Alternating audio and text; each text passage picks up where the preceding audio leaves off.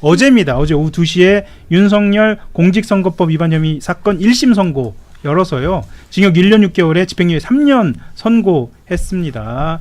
원래 그 윤석열에게 특검은 2년을 구형한 바 있고요.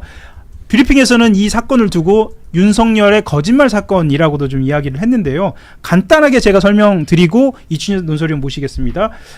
윤석열이 2021년 12월에 관훈클럽 초청토론회에서 2012년에 있었던 일입니다. 2012년 뇌물로 경찰 수사를 받던 윤우진 전 용산 세무서장에게 이하무개 변호사를 소개해 준 적이 없다라고 허위 발언한 혐의, 이거 하나고요. 또 하나는 2022년입니다. 2022년 1월에 불교 리더스 포럼 출범식에서 김건희와 함께 건진법사를 만난 적이 없다. 축약해서 말씀드리면 이 내용입니다. 이 두 가지에 대한 거짓말을 후보 시절에 했고, 이 거짓말에 대해서 법원이 예상보다 좀 단호하게 결정을 내린 것입니다. 이춘재 논설위원 나와주셨습니다. 예, 안녕하세요. 예, 제가 내용은 간단하게 좀 설명을 해드렸고요. 일단 쟁점을 좀 짚어볼까요? 기사를 보셨으니까 아마 다 대부분 다 아실 거고. 예. 근데 이제 한마디로 얘기하면 민주당이 그렇게 환영할 만한 판결은 아니에요. 예. 어제 보니까 한병도 원내대표가 뭐 환영한다 이렇게 나왔던데 민주당이 이렇게 마냥 좋아할 내용이 아닌 게 이게 이제 작년에 이재명 대통령 공직선거법 위반 사건 똑같은 구조의 사건거든요. 물론 뭐 좀 내용은 좀 다른 측면이 있습니다만 한 사람은 당선이 되고 한 사람은 떨어졌으니까 큰 차이가 있고, 그런데 이제 이 그 공직선거법 허위사실 공표 이 부분은 이제 뭐 당락에 따라서 이게 결정되는 건 아니거든요. 예, 그러니까 그런 걸 봤을 때는 민주당 쪽에서는 상당히 좀 쎄한 판결일 수 있다. 왜냐하면 작년에 그 다수 의견이 냈던 그 판례에 따라서 판결이 나온 거거든요. 그때 다수 의견이 뭐였냐면 나오겠습니다. 그 후보자의 발언을 판단할 때 뭐 후보자가 구체적으로 뭐 어떻게 얘기했다는 그것보다는 일반 선거인의 관점, 일반 선거인이 그걸 어떻게 받아들였을까? 그 인상이 중요하다, 이제 그런 측면이었거든요. 그렇죠. 근데 그 당시에 이제 뭐 저희도 기사를 많이 썼습니다만 이제 그때 이제 두 명의 대법관이 소수 의견을 냈어요. 그 당시에. 그게 아니라 여태까지 공직선거법의 이 허위사실 공표 관련 판례의 방향은 정치인의 그 발언에 대해서는, 특히 정치적 공방이 있는 그런 발언에 대해서는 숨 쉴 공간을 줘야 된다. 엄격하게 이거를 뭐 이렇게 따지는 그런 것보다는 정치인의 뭐 공방 상태에서 나오는 발언들이 또 여러 가지 정치적 공방으로 해소되는 측면이 있으니까, 양쪽의 얘기를 듣고 판단하는 거니까 그런 측면이 있어야 된다. 이제 그런 소수 의견이었는데 어제 그 판결은 완벽히 물론 이제 하급심이긴 합니다만, 그리고 뭐 다수 의견을 당연히 받아들여야 되겠죠. 하급심이 있기 때문에. 그래서 이제 그 소수 의견 완전히 배척하고 그동안의 판례 흐름과는 달리 그 다수 의견에 따라서 이제 판결을 한 거죠. 그러니까 그런데 이제 이게 문제가 뭐냐면 이 일반 선거인이 받은 인상이라는 게 되게 모호하잖아요. 일반 선거인 중에 그 후보자를 지지하는 사람은 그게 거짓말한 거가 아니라고 판단할 수 있는 거고, 그 후보자를 싫어하는 유권자는 이거 거짓말이다 이렇게 판단할 수 있는 거죠. 그러니까 어제 그 판결에서도 윤석열 후보가 당시 했던 발언을 윤석열 지지자들은 그게 무슨 거짓말이냐 뭐 이렇게 판단할 수도 있는 거고, 반면에 이제 이재명 후보를 지지했던 쪽에서는 그건 거짓말이다 이렇게 했던 거고, 거꾸로 이제 이재명 후보 사례도 마찬가지죠. 그러니까 이 부분은 상당히 이게 좀 그 어떤 그 전반적인 그 뭐 죄형 법정주의 그러니까 엄격하게 판단하는 이런 것하고 좀 반한다. 이런 게 이제 소수 의견 취지였거든요. 그래서 이 판례가 만약에 대법까지 가서 확정이 된다면 이재명 대통령 사건도 사실은 이제 임기 끝나고 나서는 상당히 큰 문제가 될 수 있죠. 민주당도 민주당도 이제 위기를 맞게 되는 거예요. 이 판례가 그대로. 그러면 2심, 3심도 좀 두고 봐야겠네요. 봐야 되는 거죠. 말씀 주신 대로 좀 이어가 보자면 2심이나 3심은 좀 전망이 되고 있죠. 벌써부터 어떻게 될 것이다라는 이야기 좀 나오고 있는데요. 그렇죠. 이게 이제 완전히 그 이재명 대통령 그 사건하고 이제 거꾸로 완전히 하면은 딱 적용이 되는 거예요. 이재명 대통령 사건도 사실 2심에서 무죄를 때린 그 판례 취지가 바로 이제 그 소수 의견 그거였거든요. 정치적 표현의 자유 이런 부분은 공방. 그러니까 이제 이런 겁니다. 그러니까 뭐 그 전에 쭉 판례 취지를 보면은 이게 정치인이 누구를 상대 후보자를 공격하기 위해서 거짓말로 적극적으로 한 그런 행위가 아니고 자기에게 제기된 의혹 이런 것들을 해명하는 과정에서 이 정도의 숨쉴 공간을 줘야 된다는 그런 취지거든요. 그러니까 아마 지금 윤석열 이 지금 요 사건도 항소심에서는 아마 그런 부분을 좀 더 적극적으로 다투지 않을까. 예. 예, 그런 생각이 들고 그 어제 이제 얘기를 해보면 지금 이런 거예요. 그러니까 그 윤석열이 그 당시에 했던 발언들은 윤석열 주장은 그런 거죠. 내가 그 윤우진이라는 그 이른바 자기가 잘 알고 있는 예. 자기의 후배 검사의 형, 친형 이 사람을 잘 알고 있는데 이 사람이 이제 비리 혐의 가지고 관련해서 수사를 받고 있는데 예. 내가 이 사람한테 정식으로 변호사를 선임하거나 소개한 적이 없다. 이런 주장이거든요.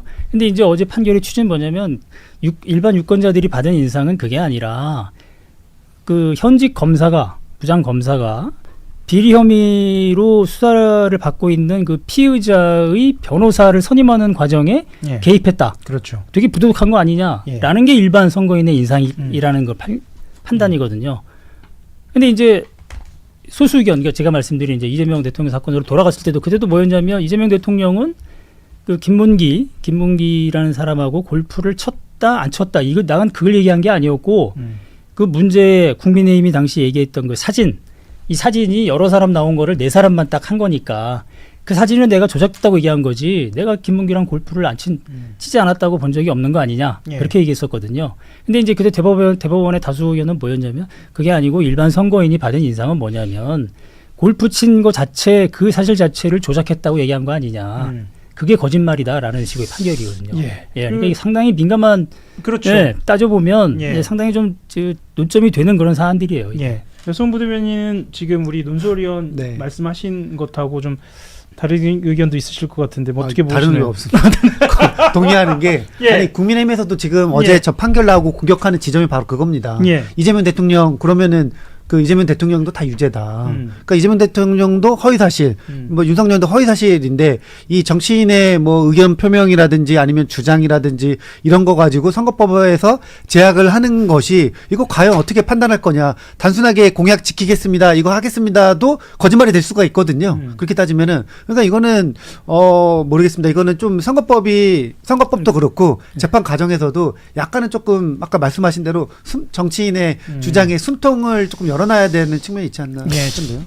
예, 말씀해 주시죠. 아니 근데 이게 이 국민의 입장에서는 충분히 이재명 대통령 거를 끌고 오는 게 당연하고요. 네. 당연하고요. 정치적으로는 그렇게 할 수밖에 없는 거겠죠. 그러나 이게 멀리서 보면 같지만 가까이서 디테일하게 보면 이거를 이재명 대통령 건하고 똑같다라고 하기에는 조금은 차이가 있을 것 같습니다. 이건 왜냐하면 내가 이제 변호사를 소개시켜줬다 안 시켜줬다 또는 이제 건진법사를 나는 만난 적이 없다. 이거는 명백한 사실에 대한 그거거든요. 그리고 이제 김문기를 난 몰랐다라는 것과 이건 인식과 기억에 그 혼란이 좀 있었거든요. 그렇기 때문에 이제 그때 이제 1심 유죄, 2심 무죄 그리고 이제 그 대법원에서 이제 유죄 취지 파기환송 이렇게 엇갈렸던 거고 지금 윤석열 전 대통령의 경우에는 아마 2심, 3심에서도 이거를 뒤집기는 힘들 것 같습니다. 일단 그래서 약간의 차이가 있다는 말씀은 드리고요. 그리고 두 번째로는 현행 법상으로는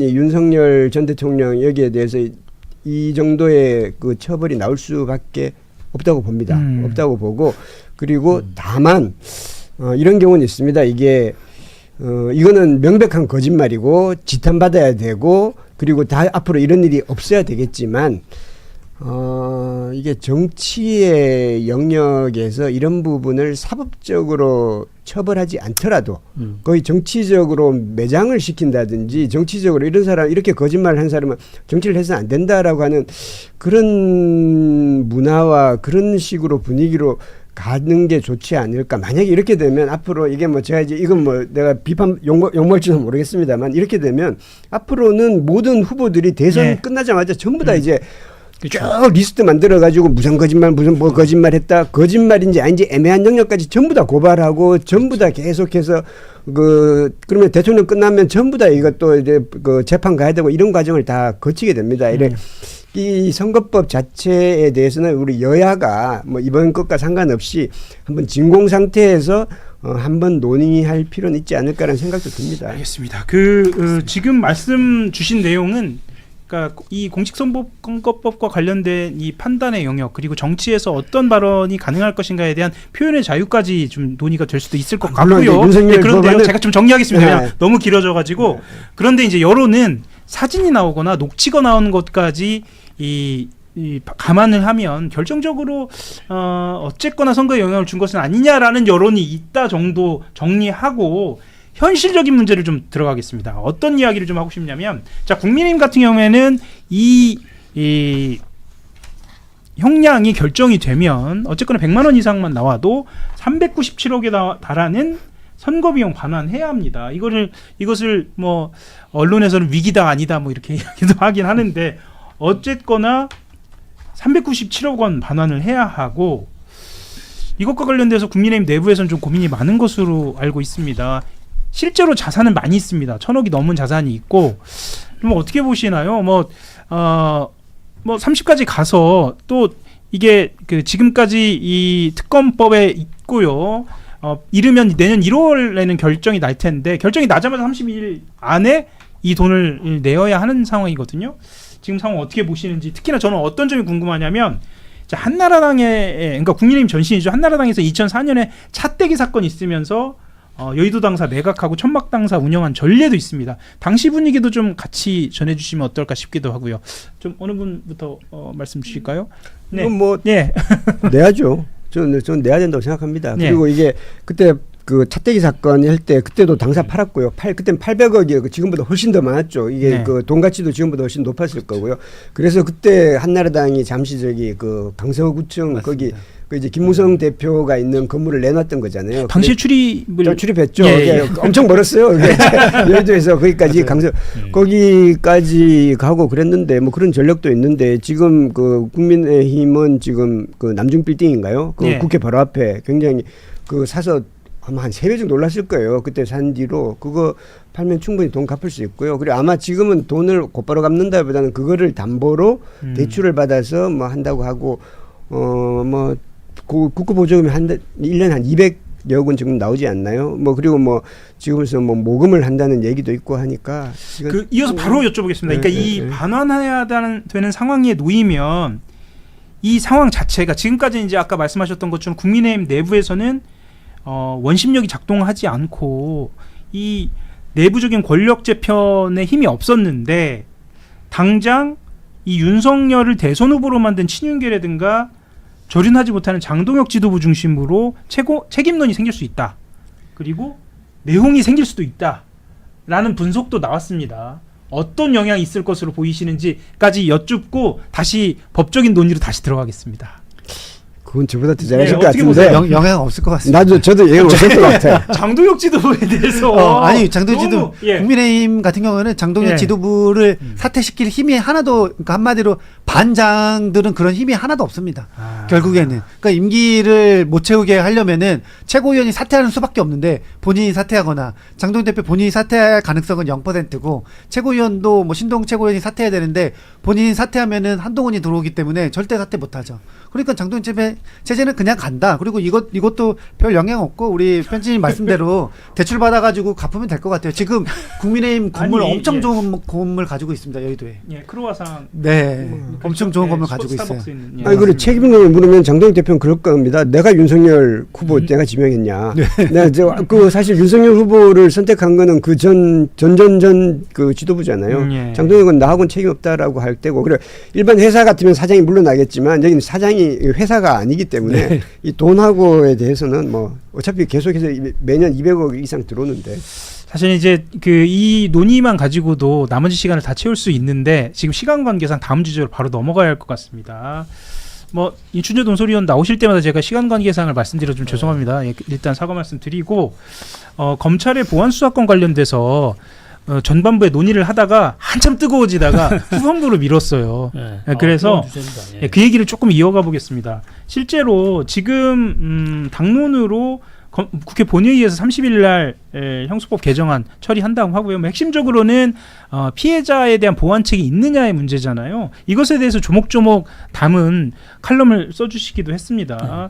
뭐 민주당은 일단은 뭐 검찰 보안수사권 폐지, 이것 자체로 검찰의 수사 인력을 완전히 없애는 것을 핵심으로 삼는 것 같아요. 결과론적으로는. 그리고 피해자의 보호수단은 좀 강화하는 측면.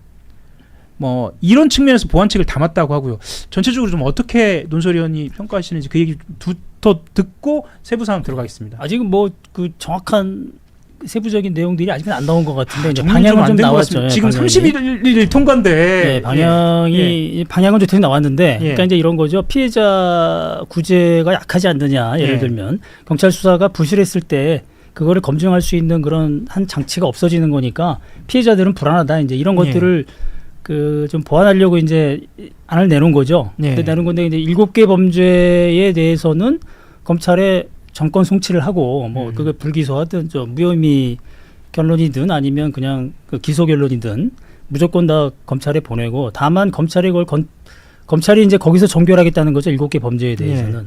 그 검토를 하고 나서 만약에 이게 보완이 필요할 경우에는 검찰이 하는 게 아니라 이걸 이제 중수청에 맡기겠다. 이제 이런 취지인데, 근데 이게 이제 먼저 7개 범죄를 이제 딱 한 거는 뭐냐면 그 7개 범죄들은 이른바 사회적 약자가 피해자인 범죄거든요. 그렇죠. 뭐 성범죄, 스토킹, 뭐 이런 장애인, 노인 학대 뭐 이런 것들인데 7개 범죄를 정한 건 아마 이런 거일 거예요. 지금 그 민주당의 논리 중에 보안수사권 전면 폐지의 근거가 뭐냐면 이 정치인이 연루된 사건들, 이 사건을 경찰이 무혐의 또는 불기소 이런 결론을 내린 것들을 검찰이 받아서 이거를 직접 보완한다는 명문화에 받아서 이거를 정책으로 악용한다. 그러니 그거를 막아야겠다.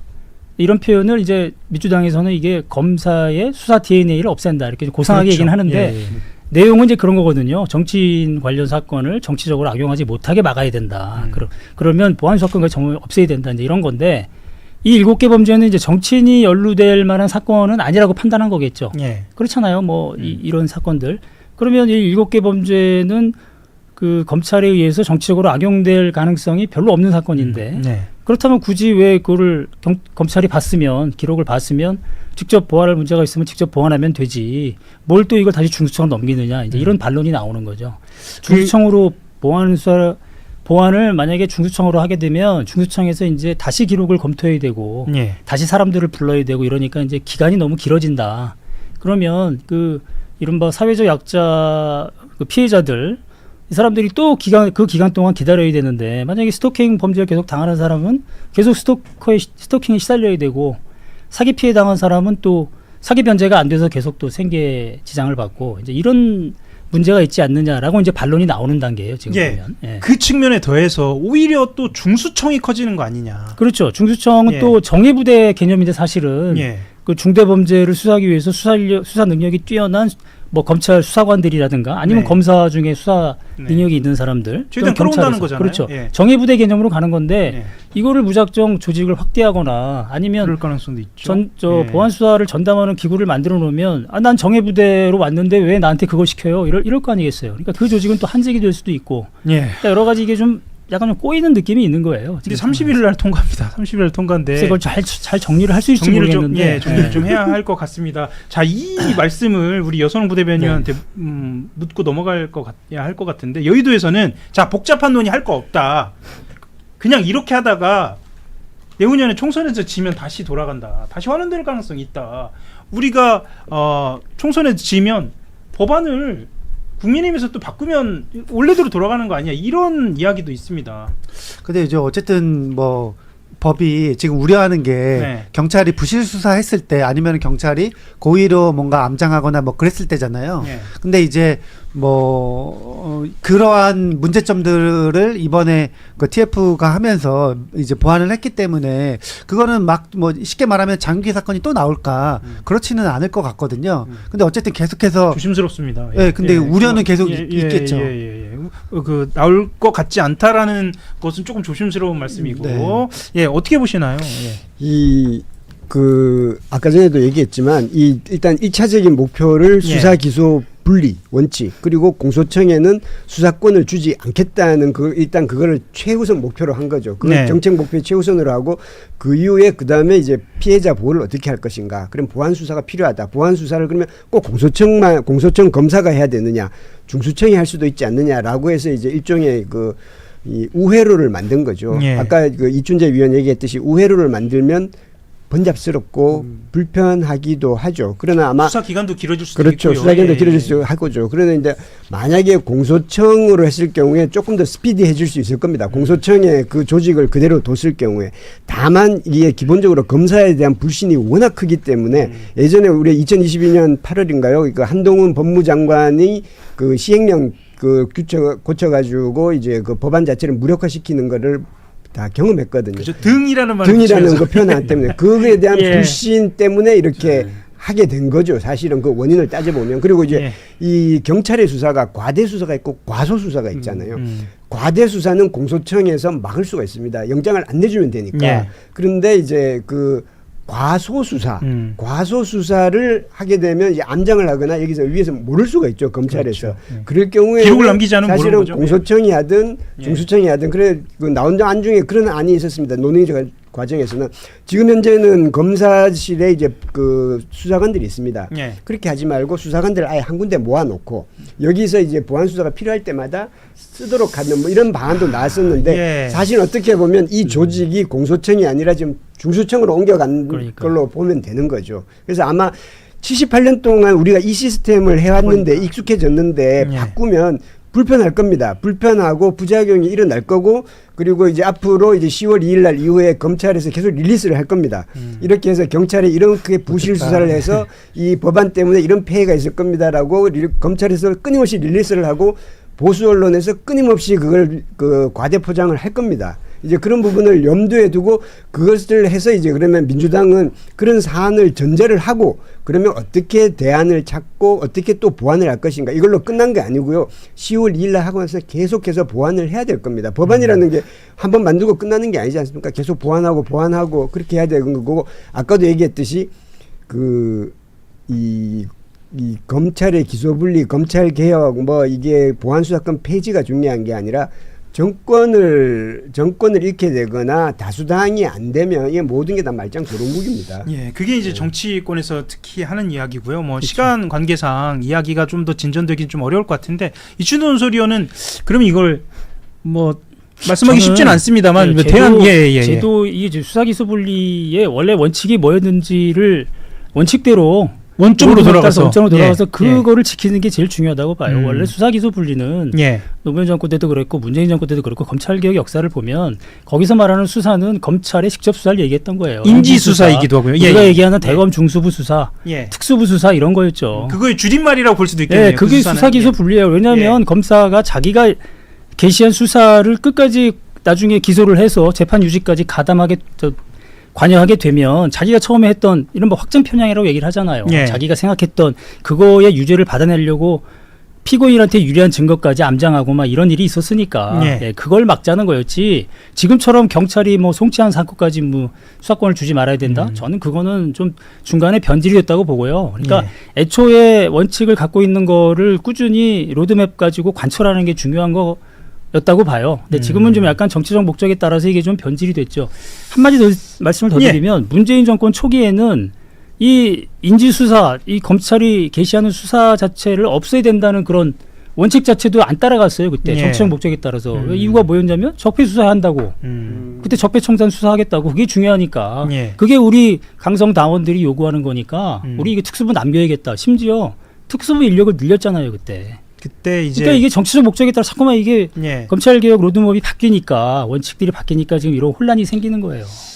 알겠습니다. 뭐 사실은 이 주제 하나만 가지고도 1시간이 넘게 토론을 해야 하는데 제가 조금 너무 짧게 마무리한 점이 없지 않습니다만 지금 채팅창에서 또 토론이 벌어지고 있어서요. 나중에는 좀 같이 좀 더 소개를 좀 자세히 드리고 진행을 하도록 하겠습니다. 아주 치열합니다. 뭐 저희 셋이 갖고 있는 의견 개별적으로 나오는 것보다 더 뜨거울 수도 있겠습니다. 오늘은 여기까지 진행하는 것으로 하겠습니다. 같이 인사드리고요. 마무리하도록 할까요? 예, 수고하셨습니다. 감사합니다. 감사합니다. 감사합니다.